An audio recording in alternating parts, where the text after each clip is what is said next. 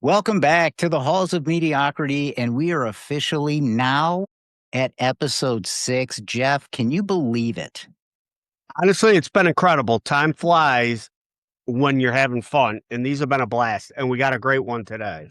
We sure do. So think about this. We've covered the NFL, the Minnesota Vikings. We covered the NFL with Terry and Arnold, total train wreck. Chad Curtis, the ultimate degenerate in Major League Baseball. Then we've got Sonny in the WWF, WWE, whatever they want to call it. Sunny days. That's right. That's right. You guys have heard that one. And then Robo QB. Todd Marinovich. The red-headed flamethrower southpaw, Todd Marinovich. You actually might have even seen me and my brother having McDonald's with Todd. Those are awesome. So we're actually pivoting because one sport that we haven't covered yet is the NBA.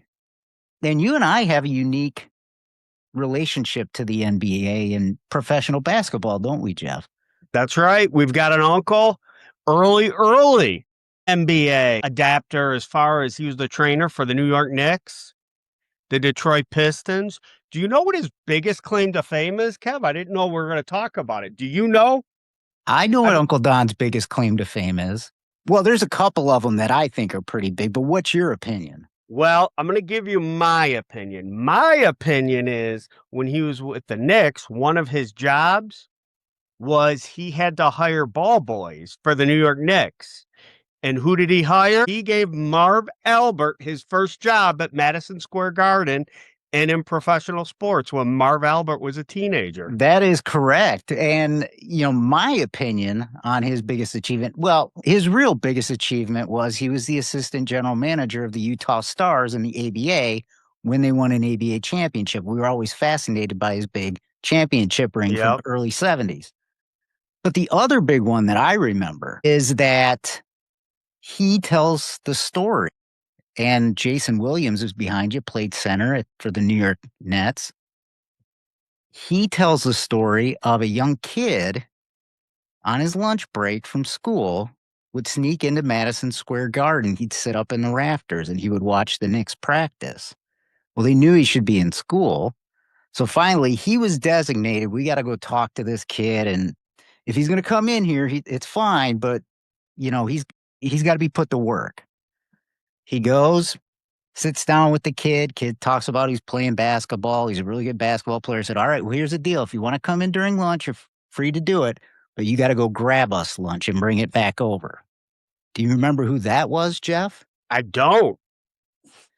You might know him by the name of Lou Alcindor, but in his career, more famously known as Kareem Abdul-Jabbar. Wow. You don't remember that story? I don't. How did I not remember that story? Indeed. So Jeff and I have a definite affinity for the NBA.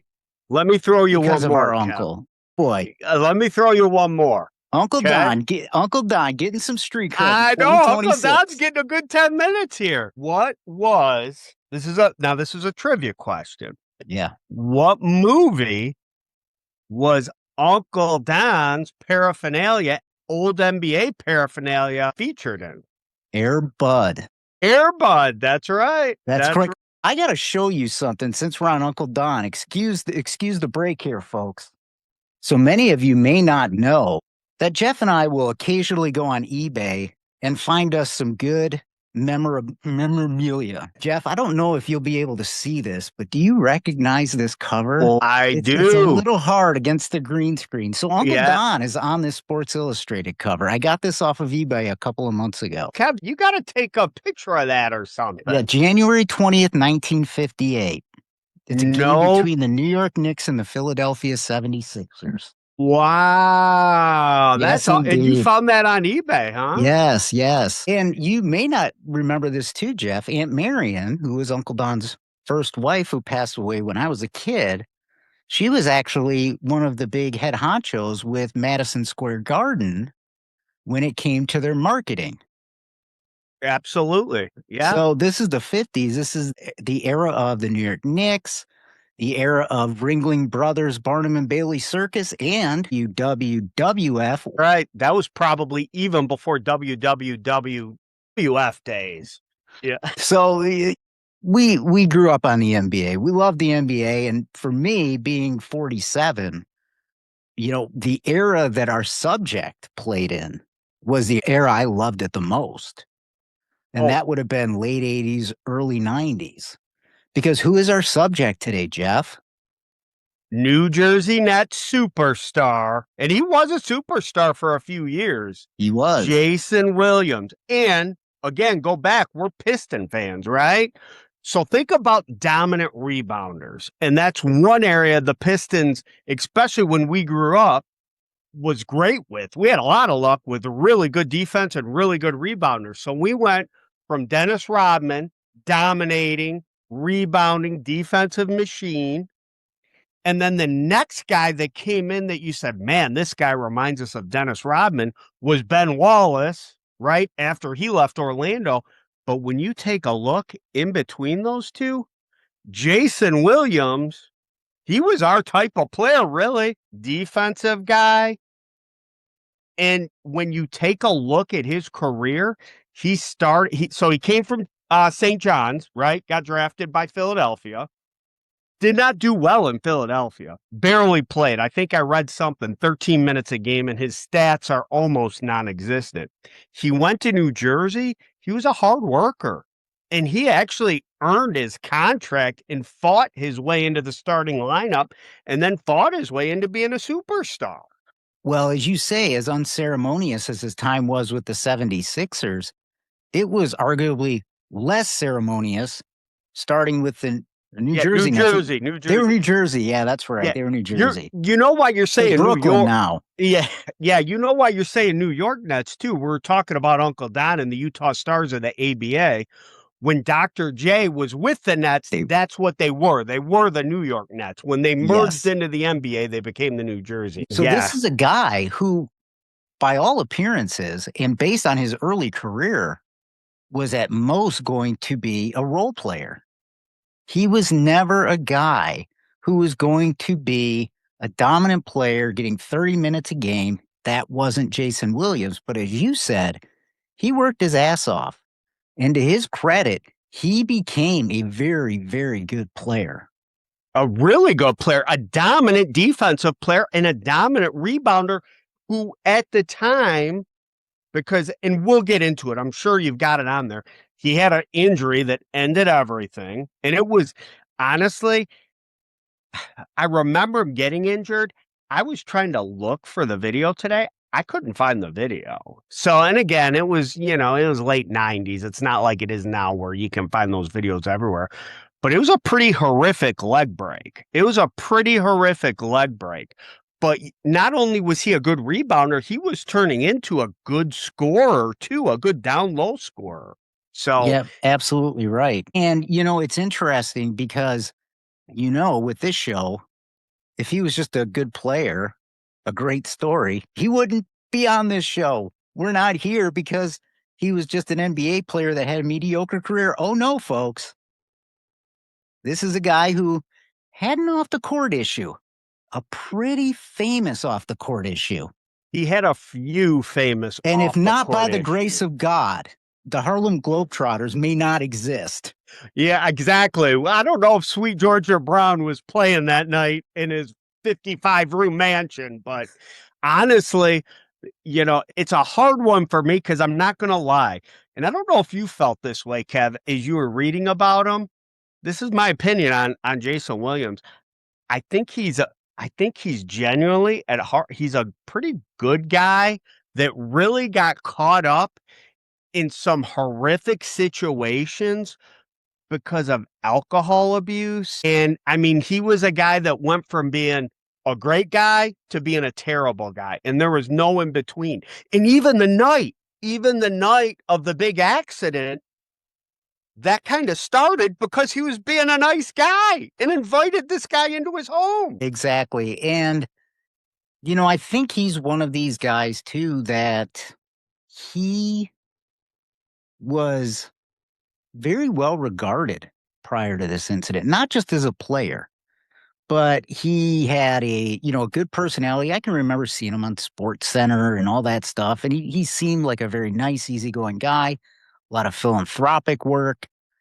To And then this this day. happens. And yeah, and then this happens. And it's like kind of this weird derailing of his life, especially his career.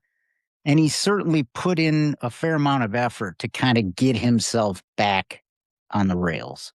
So I don't want to call it a feel good story in the end, but it seems to be a guy who took a very bad circumstance, to your point, that I think was of his own making because of some poor life choices, but has really tried to turn the tide back towards the positive. Yeah, Eh, I think he's one of these guys. He always knew right from wrong. He didn't always live right from wrong, but at the end of the day, I feel like he kind of found his way back where he should have been. And that happens to everybody. Never, it's one of those things you can forgive, you can never forget. You can't forget the decisions he made, which we're going to get into. He made some horrific decisions, especially that night, which are, you just shake your head with. But really, when you look, there were some other things that happened earlier in his career that, for me, I was like, wow, I didn't even know about this. And it's a little bit different with the times, right? It's mm, some of that stuff got swept under the rug a lot quicker and a lot easier than it does now. Yeah, so let's kind of get into his life and his career a little bit. So he's born in South Carolina in 1968. And he's born to a black father and a white mother. So he comes from a mixed race family in the deep South in the late 60s. I would imagine he dealt with a lot of BS. I think that's probably a fair statement. But some of that BS was not just due to his racial background. Some of that BS was a product of the home he was raised in. So he is reported to have witnessed his father shoot three people as a child over a dispute. Williams would later describe it as how you took care of business, is the way he described it in the rural South. Now, I don't know what the rural South in that era was like. I was born in 79 and I was born in Michigan, so I wouldn't know. But I have to think that if that's how you quote unquote took care of business in the South, what the F was going on in the South? That seems to be very, very hard to believe. And the relationship he had with his dad was always a contentious one as well. His dad was on record as saying when he got drafted, you better keep that kid busy because if he's not busy, he's going to get in trouble. What's the old saying, Jeff? Idle hands are the devil's. Yeah, the idle hands are something I don't know, but yeah, Yes, but but basically, that's the premise. and his dad knew that early on. Also, another interesting thing, the day of the murder that we're going to talk about, right? His dad, who comes in later on that morning, everybody said the very first thing Jayson Williams did when he saw his dad was he turned into like a 12-year-old kid. I didn't do nothing. Dad, I didn't do it. Right away. It was like almost like he was afraid of his dad. And this is an NBA guy that had just, I mean, $80 million contract, wasn't it? That's what he got paid out on. Well, Jeff, let's think about this. If I saw our dad shoot three people, I don't know that I would have reacted any differently if I was in his shoes. Well, absolutely. It tells you he came from a rough upbringing. I didn't see anything that said outright his dad was abusive, but I can't imagine his dad wasn't abusive. He said he saw three guys get murdered. Yeah, and candidly, I don't know that you need to be abusive if your kids see you shooting three people. That might be some form of abuse in itself, Kev. Yeah, I think you can make that argument. So he stars in high school at Christ the King High School in Queens, New York. He then goes on to St. John's, which you alluded to. plays his college career at St. John's. Now, we talked about his early NBA career. You would think that would be reflective of somebody who was maybe picked up off of a modern day summer league or something like that. But he was actually a 21st overall pick in the 1990 NBA draft. He was actually drafted by the Phoenix Suns, immediately traded to the Philadelphia 76ers, where he played his first 3 seasons. In 1992 is when he's traded to the New Jersey Nets. And that's where he would ultimately spend the rest of his career and really earn his reputation as a basketball player. This is not a career that is developing into something that you would look at and say, wow, this guy's got star potential written all over him. He's hardly played for 6 seasons. Yeah, he's a throw-in. He's a guy that the Nets are getting, hoping they get 8-10 minutes a game out of him. That's how he comes to New Jersey. Exactly right. But then the 1996 and 97 season comes, and he breaks out that year. He actually is a starter for that season. So that's a huge upgrade from where he had been barely playing in the years preceding. But 97 and 98 is really where he begins to come into his own in his NBA career. He led the NBA in offensive rebounds and offensive rebound percentage. He finished top 5 in total rebounds, going back to what you described earlier, Jeff, and rebounds per game, and earned his one and only All-Star selection in 1998. He set a franchise record with 17 offensive rebounds, 20 total in a game. That's a stud. 17 offensive rebounds. That's insane. That is a stat that is really hard to quantify. That means he was all over just about every missed shot during a game. It's a pretty impressive number. It is. You know what I kind of stood out to me is I really looked at his stats though, Kev. Rumor, word on the street, Kev.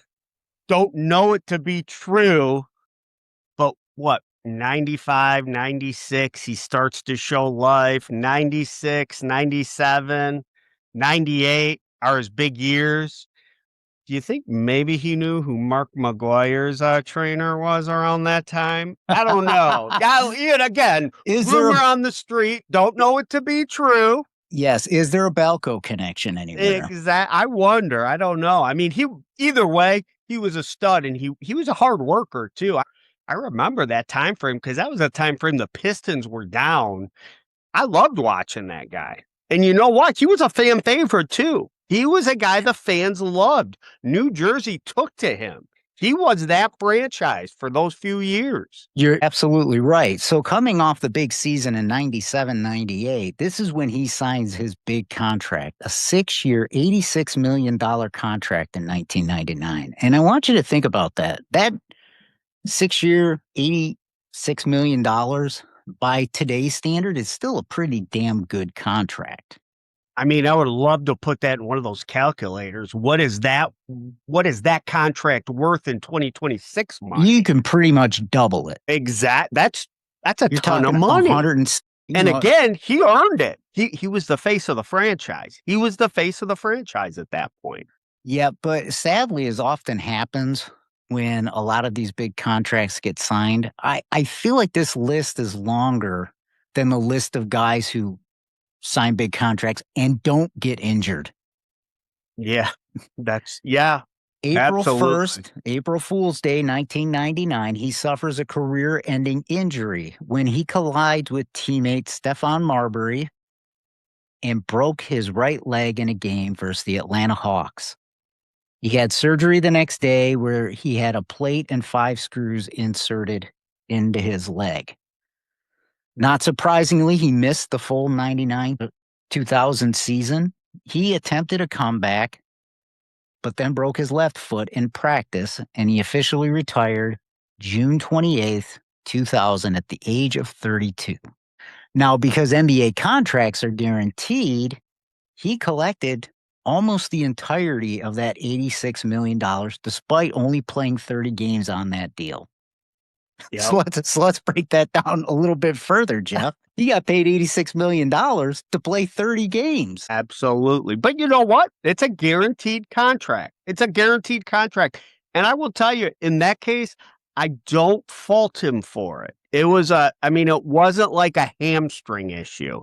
He snapped his leg. He had plates, screws, and he tried to make a comeback. He did make a comeback. And then he broke his other leg. Which is almost certainly a result of having to favor that leg to compensate for the surgically repaired right leg. So he did everything possible to try and come back. Yeah. Okay. I want to throw one more thing because we're going to get into the dirty part of it. The dirty stuff that he dealt with. But also, I want to go back a little bit to early in his NBA career and go back to his family life. Now, you saw he had two sisters, right? Both died from age-related issues or age-related illness. And then he had another sister that was murdered. Yeah. You also saw, did he shy away from that? He didn't. He took on those kids. Yeah. He became foster parents and I think eventually ended up adopting those kids. So fan favorite, seems to be trying to do the right things, works his way up from a I don't want to say a nobody, but somebody whose career wasn't moving in the trajectory that he would have wanted it to, worked his ass off, became a top rebounder and an all-star, did have a horrific injury, but did try and come back from it. Yep. So to put a bow on his career, he plays 475 games in his career, scores 3,472 points, has 3,584 rebounds. He averages 7.3 and 7.5 a game across 9 NBA seasons. That stat line is a little bit deceptive because his good years were exceptionally good. Absolutely. Yeah. From 95 on, he averaged 10 rebounds a game. I've got him here. 96, 97, 13.5 rebounds a game to go with 13.4 points a game. 97, 98, 13.6 rebounds to go with 12, almost 13 points a game. And even the year he hurt himself and ended his career, he was still averaging 12 rebounds a game. Yeah. So he was still a high level player. Yep, absolutely. So, as his dad mentions, if he hasn't got much to do, he might be inclined to making some bad choices. And that takes us to the unsavory part of Jayson Williams' story. And if you happen to be a member of the Harlem Globetrotters listening to this episode, get your Kevlar on because this may be a little uncomfortable. You're going to get a little shrapnel. Now, especially if you were a Harlem Globetrotter that was previously his teammate with the New Jersey Nets, because both the Harlem Globetrotters spoken of here were his teammates with the New Jersey Nets as well. So Correct. So the date in question is February 14th, 2002. Williams hired Costas Gus Christofi, 55, to drive him and friends, including 4 former Harlem Globetrotters, home to his 65-acre Alexandria Township, New Jersey estate after a Globetrotters game and some dinner. Back at the house, Williams does what everybody does after a night out and a basketball game.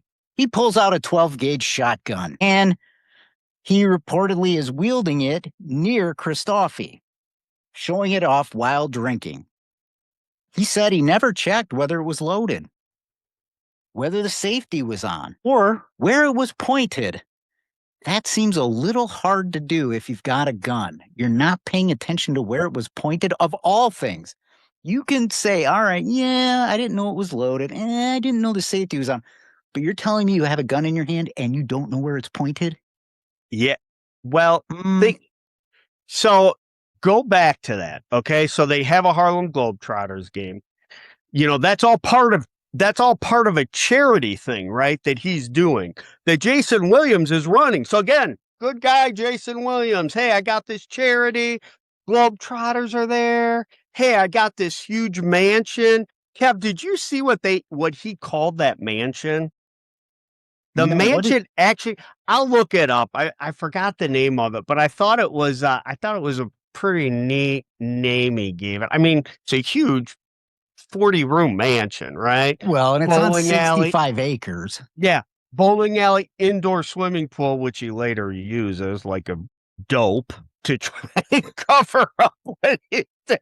But I digress. So, he's got, so anyway, charity, Harlem Globetrotters game.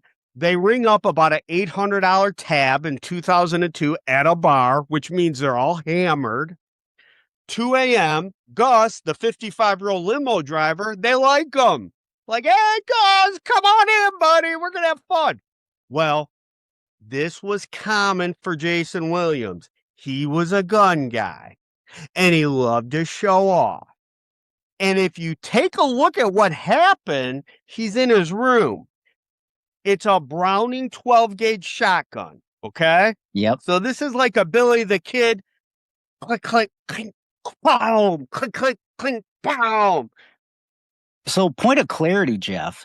So it's actually it folds in half. Now we are not gun guys. Yeah. Okay, to be clear, folds in half. Yes. He snaps the barrel shut. That's with one hand. He's trying to show off. Look at this. And guess what he does? Oh, he didn't check the barrel. So whoop-boom. And again, he's 6'10". So guess what? When he's flipping it off, it goes off. And of course, most of us normal human beings of normal size, it hits Gus right in the chest. Correct. Hits Gus in the chest and kills him. Now, Williams' blood alcohol level, of course, was reported to be well over the legal limit, not surprising. But the crime in itself is not the accident of shooting Christofi. As horrible and awful as that is, and he probably would have been charged for something. Yep. That is not the real crux of the issue here. The crux of the issue is he decides to cover it up. That always works out really well. Yeah, he decides they're going to. So this happens in the master bedroom. He's giving everybody the tour. So, yeah, he decides they're going to cover it up. They're all going to get on the same page and say, oh, nope, Gus went up in my bedroom and just shot himself with my Browning 12-gauge shotgun right in the chest, which that in and of itself would be very difficult to do. That's correct. So what does he do? Instead of call 911 and do some life-saving techniques, he pulls out the Lysol wipe, start wiping off the gun. He goes and jumps in his indoor pool and changes his clothes. You missed a part here, Jeff. He actually put the gun in Christofi's dead hands. Yep. Yeah, you're right. Wipes his fingerprints off. So let's go back what you talked about with his dad, right? He said he saw his dad killed. Supposedly, Jayson was big on, hey, I know people. I don't know if he actually had ties to the mafia, but it wasn't just everybody saying, yeah, we're on board, Jayson, whatever you need us to say, that's what we're going to say. He was pretty much threatening those guys. This is the story we're going to tell, and you're going to follow along. And if you don't follow along, there might be something waiting for you. It's okay. We'll get through it. Yep. And the Globetrotters were just as efficient at keeping to that story early on as they are at spinning the basketball on their finger. Well, they're pretty good at that. The 911 call and the early witness statements followed exactly the story that Jayson told them to tell. Okay. So 9 days later, Williams was charged, and the complaint was amended after investigators uncovered the extent of the cover-up. Remember, if this had just been a horrible, awful accident, it probably would not have been as big of a punishment as what now is likely to come to him because of the cover up. In January 2003, he settles a wrongful death suit with Christoffi's family for $2.75 million. And in 2004, he heads to trial. He's charged with aggravated manslaughter, reckless manslaughter, and 4 cover up counts: hindering apprehension, witness tampering, evidence tampering, and fabricating physical evidence. This is not a good list of charges to be hit with. He has a co-defendant, Kent Coluco, who pleads guilty to the tampering charges and testified against Williams. So he makes a deal. I was glad it wasn't Kent Tekulve, Kev. I was worried it might have been. I saw that. Kent Tekulve. The submariner. Yeah. So Coluco admitted that he wiped the gun down and he coached the others on the story that was going to be told. This trial, and I remember this, it was like a lead story on SportsCenter for quite a long time. So it's a 3-month trial, and on April 30th, 2004, the jury acquitted Williams of aggravated manslaughter, which I'm surprised by, but they did convict him on all 4 cover-up charges. Deadlocked on the reckless manslaughter count, and jurors reportedly didn't believe he intended to kill Christoffi, but couldn't agree on the recklessness. I don't believe he intended to kill Christoffi.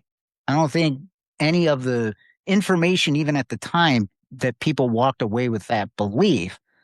But the recklessness, I think that's a reckless manslaughter. I don't know how you get away with not getting charged with reckless manslaughter. You said, as you started talking about the court case and the charges, he was charged with a lot more than he would have been had they just called 911. We've talked about it on quite a few of these episodes. If you've got money, you got a pretty good chance of getting off, and that's almost what happened for him.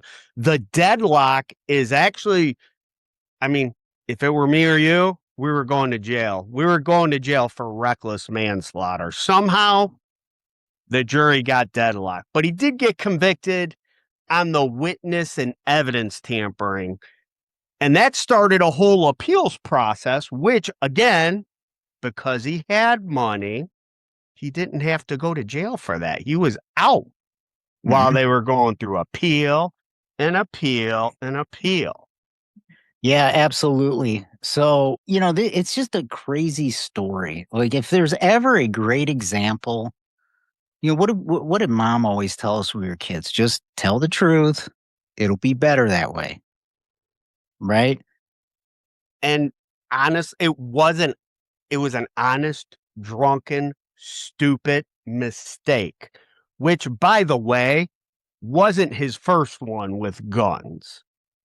He had an incident in 1994 that got swept under the rug at the New Jersey Meadowlands, where he pulled a gun into an empty car. People saw it, called on him, but somehow that went away. So it wasn't the first time he had been in trouble.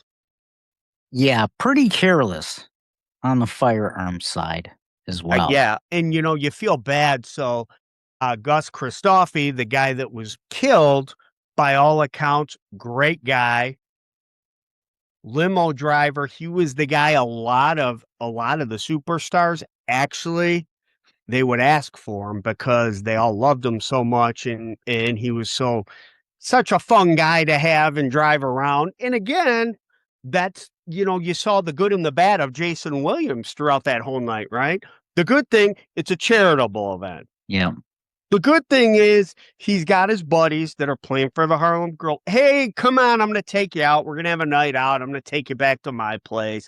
The good, the limo driver. No, dude, we're not going to make you sit in the car. Come on in. Come hang out with us. But the bad, drunk off his ass, being an idiot, and he killed the limo driver and tried to cover it up.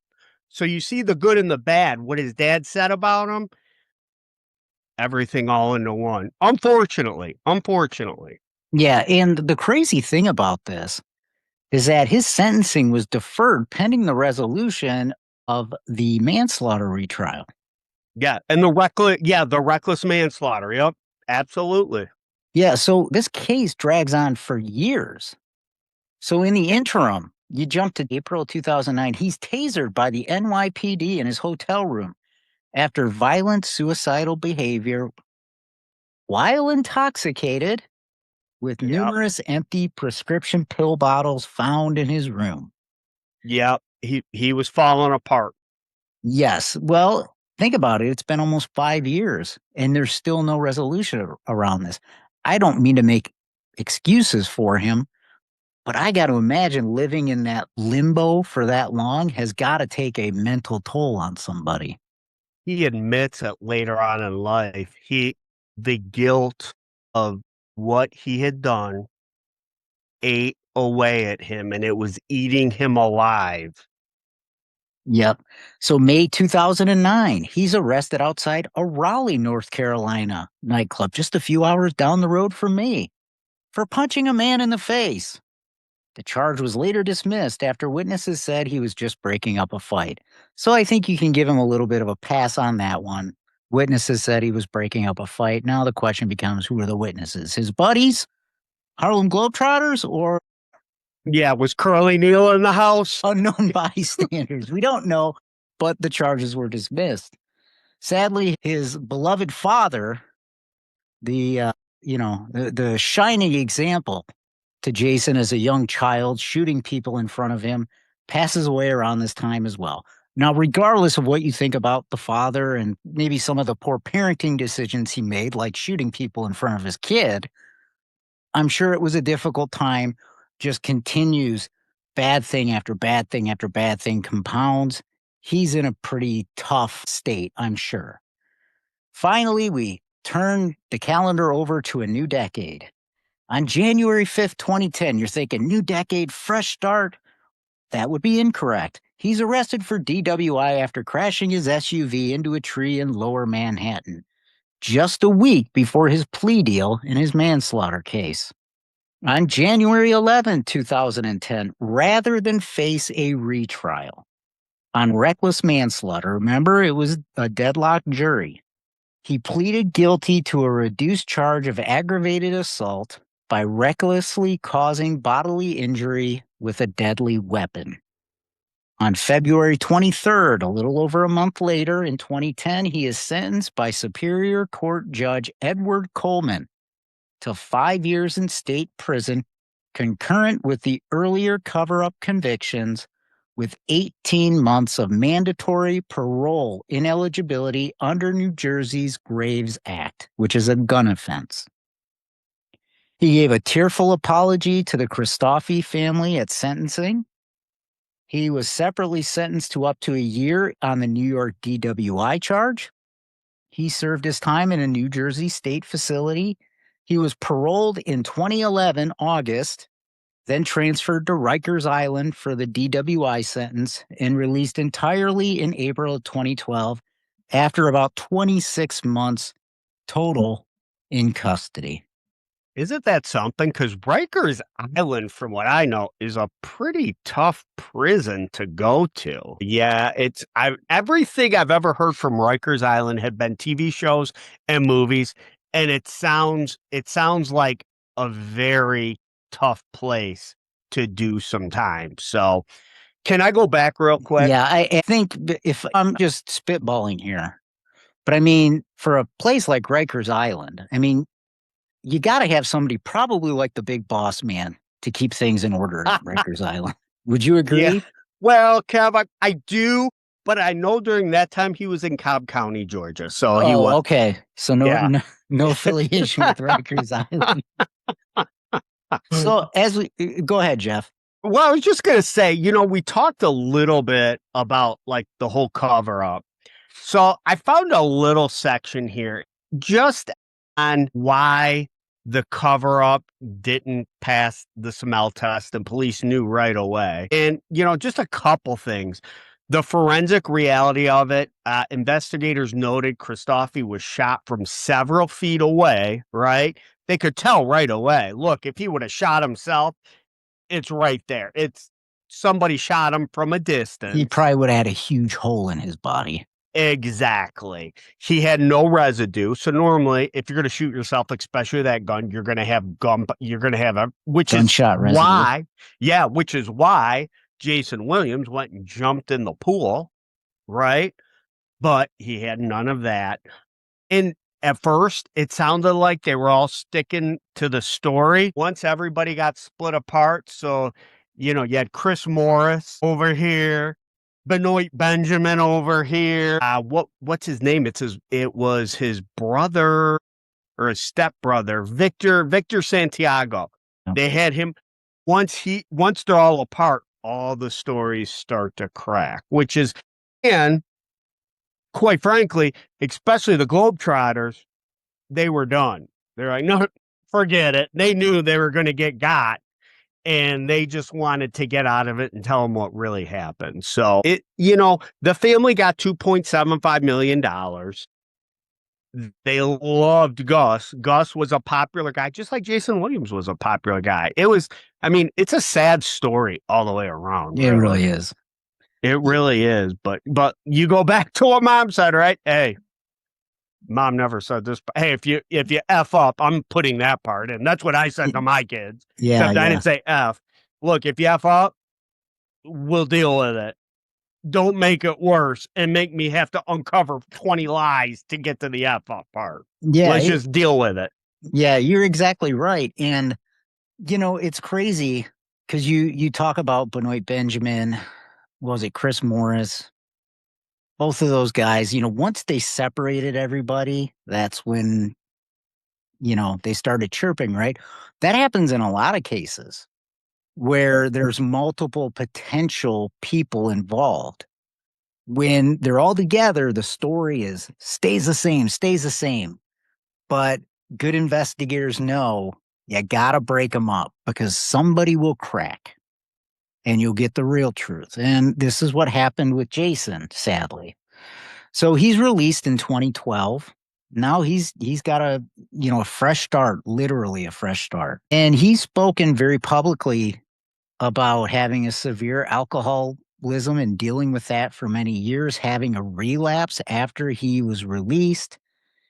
He entered a rehab facility as well, and he describes his sobriety as his only job. And one thing that I know from people that have gone through substance abuse or alcoholism and have gotten sober is it's not an easy thing to do. But once you get to the point where you've really committed yourself to it, it really does become your primary job because every part of your life hinges on your ability to stay sober. And they say it's one day at a time. It's one day at a time, right? Yep. And we talked a little bit at the beginning about how he's trying to turn his story to the better. He's become involved in addiction recovery and counseling work, and he also wrote a book of letters from prison. I do think that at his core, he was a good guy who, in the face of a really awful, stupid, careless, irresponsible mistake, compounded it with even worse decision making. To me, it was very immature.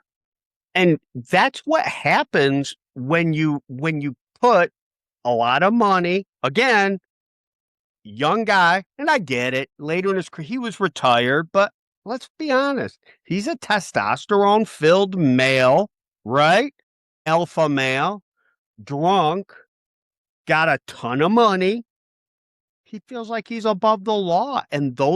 But the alcohol, that puts you in that boat where you're going to make those bad decisions. And again, it's tough. It's hard because guess what? A family lost a beloved member of their family, right? There's kids that lost their dad. There's a wife that lost her husband. There's a mom and dad that lost their son.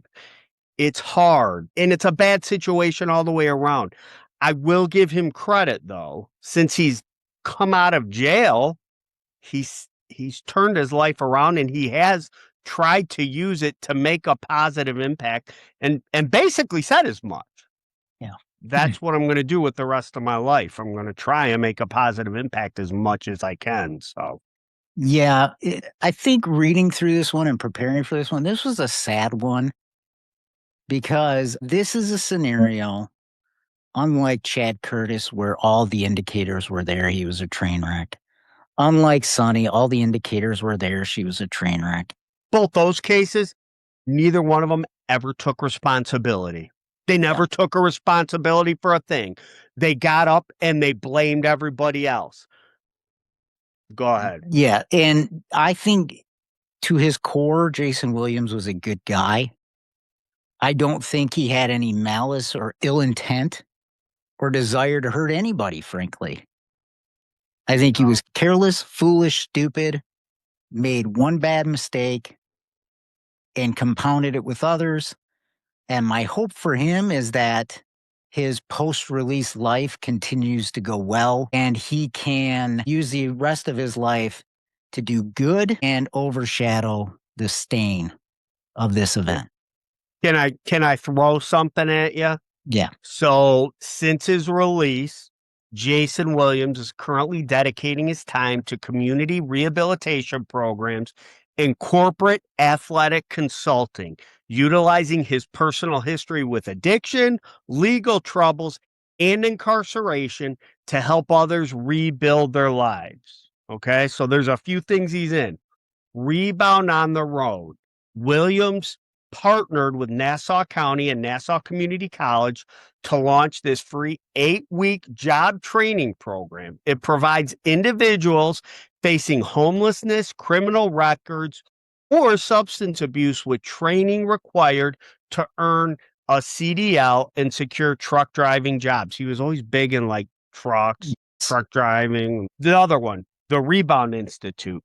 He runs this treatment venture, which he originally founded to offer holistic care, physical fitness, and adventure therapy. So again, kind of goes back, right?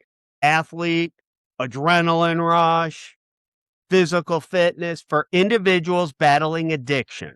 Williams frequently participates as both a leader and an active peer in these recovery spaces. And then the last one, Oak Tree Sports Ventures. Williams joined the public affairs and business strategy firm Oak Tree Solutions to head up their division for professional athletes. In this role, he advises corporate and nonprofit clients on athlete engagement while focusing heavily on athlete mental health and well-being. You know, that's a big thing. We talk a lot about bar fights, and me and you we always do chuckle, right? Because some of these stories are crazy. But you want to know what the truth is? We've never walked into a bar or restaurant where all eyes are on us and 70% of people want to get an autograph from us. 10% of the people hate us because we're on the team they don't like. We've never been in those shoes. So there's two sides to that. I'm happy that he is working through this and trying to make the best of what has happened and trying to use it to help other people. That says a lot about him. That says a lot about him. And I wish his example was seen and mimicked by people like a Chad Curtis, although I think he's beyond salvation. He's beyond it. So is Sonny. I hate she'll probably die in prison. Yeah. Todd Marinovich, though, Marinovich was similar. He's really turned it around. And, he had cheeseburgers with us. At McDonald's. His dad was nowhere around. His dad didn't say a word about it. He didn't have to bring his own lunch. We did not tell Marv. No, Marv heard not a word about it. Yeah, it was nice of him to bring his helmet. He brought his helmet, his football, too. That's right. Throwing it out. I intercepted the first pass he threw in the parking lot. That's right. That's right. But then in the Arena League, he threw it off the net, and I caught 10 touchdown passes off the net. So. So that's it, folks. That's the story of Jayson Williams. A slow career starting out. He hits his stride, a career-ending injury, one of the most horrible, awful mistakes you can make, compounded by bad decisions in the midst of it. He serves his time and has really made an effort to be a good, productive citizen and do right. He sure did. And I want to end it with two things. You talked a lot about his career. His life really mimicked his career in a lot of ways, right? Had a few great years, all fell apart, but he started piecing it back together.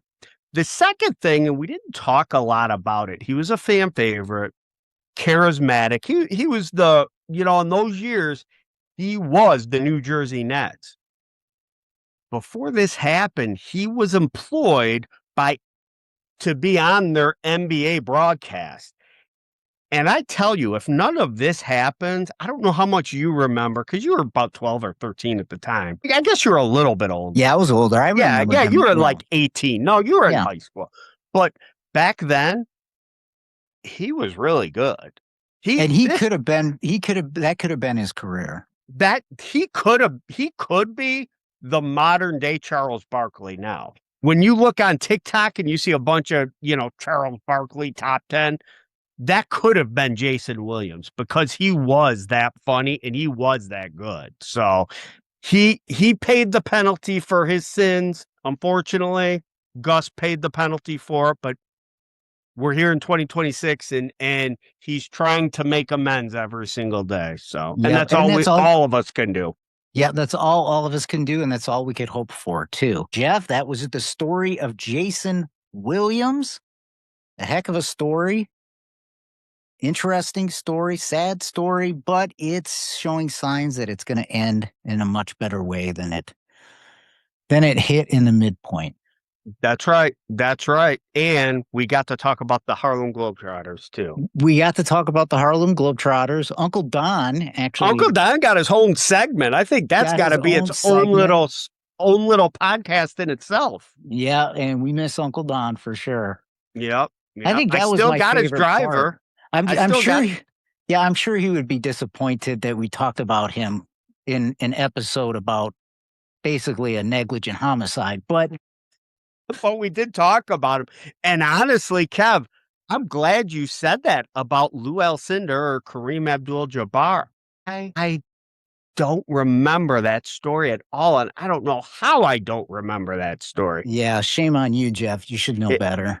Seriously. No, seriously. We could do an episode on Uncle Don's stories, probably. Heck yes, we could. Well, you know what? I'll tell you. So when Mom passed away, I'm looking right now. I'm looking at about 8 Uncle Don pictures on the wall over here. Yeah, I got a ton of them on my phone. Yeah, because Lisa, actually, we took, and honestly, if you want some to frame, I think we may still have some here. Because most of the ones we got, we had at least 2 copies of, and I think they're still here. So, yeah. But Lisa framed them and put them up. Well, he's also got one. Murphy's Inn has a couple of his pictures up. Yeah. Like Detroit Piston team pictures. Yep. This is what I was going to tell you. So, have you ever seen the Ocho, right? ESPN 8? Yeah. Okay. And they've got dodgeball, kickball. They got the little it's like an obstacle course where you're chipping a golf ball into a bucket, and then you're running and you're throwing a football, and then you're shooting a free throw. Uncle Don was ahead of everybody. He had a league. He had the business model and everything. It was horseshoes, it was darts, it was golf, it was pool, and it was almost, bowling. It was almost like decathlon of just guy sports. Of old man sports. Yep. That's exactly what it was. Croquet was in it. Oh, they have to have that. Yeah. I don't know if they had jarts, the lawn darts. We're gonna put a wrap on it, folks. Hope you enjoyed this episode, and we will see you next time. Thanks, everybody.